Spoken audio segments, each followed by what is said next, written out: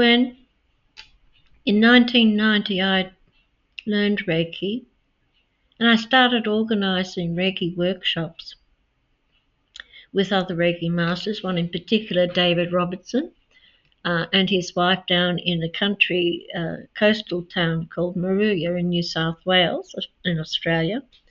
Just about 40 k's inland there was a sort of little hill, you might say, a little dirt road going in there into the Australian bush, and up upon that hill there was this gorgeous old shack that David sort of put together himself bit by bit.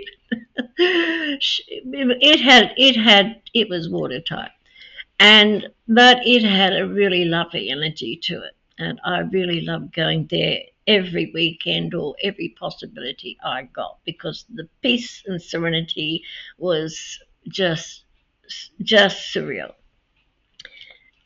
Anyhow, we were doing what my role was to get the Reiki master from Sydney and to drive them down to David's place, which was 350 kilometres drive down the Princess Highway to a place called Moruya, and have that Reiki master there for the Friday evening to commence the Reiki 1 workshop that would go for Friday, Saturday and Sunday.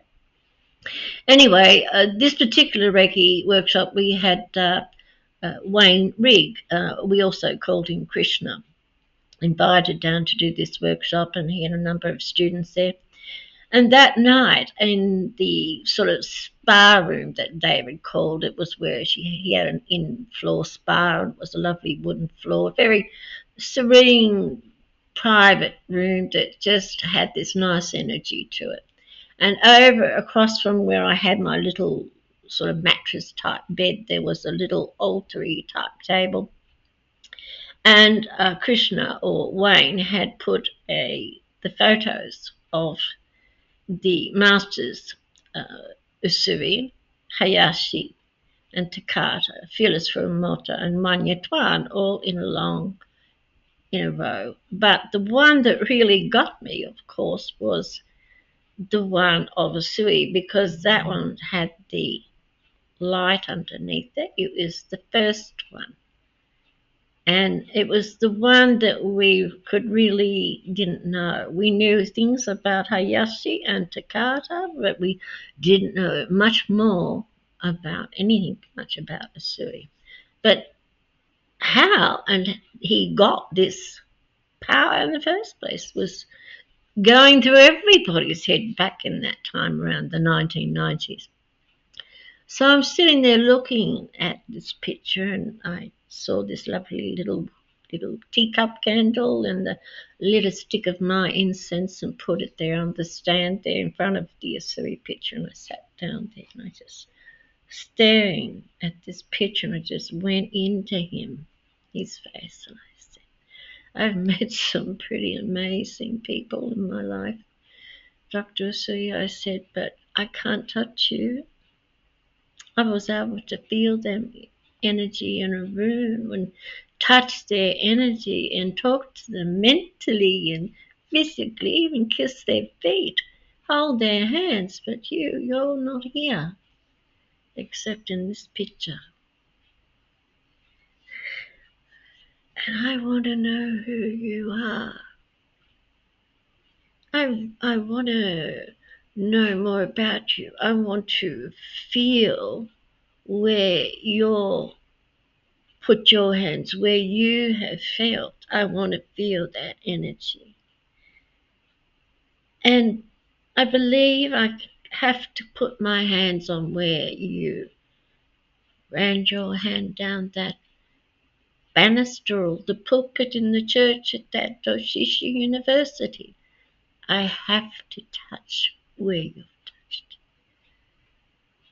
I'm coming to look for you. I'm going to find you. I'm coming for you. And I fell asleep very deeply that night.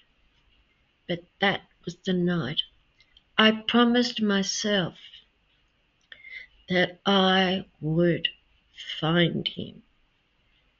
Well, at least put in my tenacity that I'm so good at is when I get my teeth into something. I'm like a little ferret and I just don't let go if I really, really, really want something.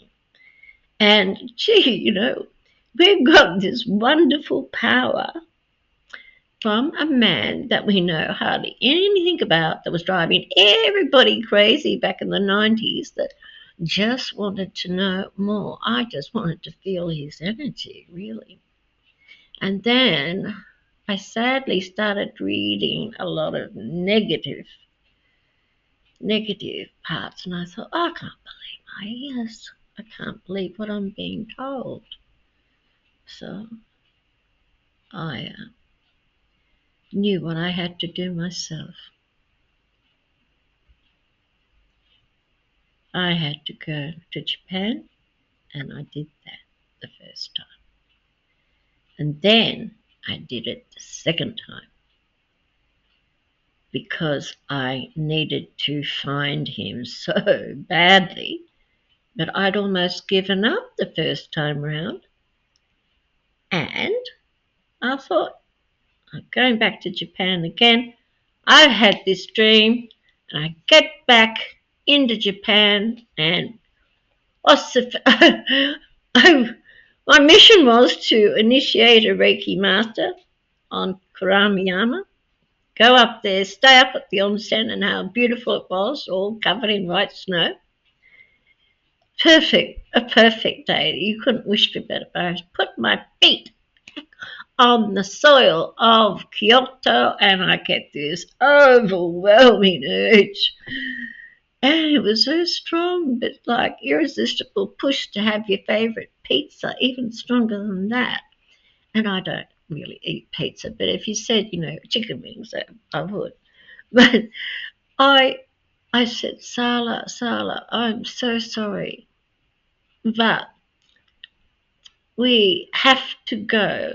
I have to go back to Doshisha tomorrow to look for this photo that is the picture or the picture that was in my head in that dream. I have to go back there and find it, or at least check if it's there or not. Because if I don't do it now, I'm here in Kyoto, in Japan, in 1994. If I don't do it now, I will never ever know.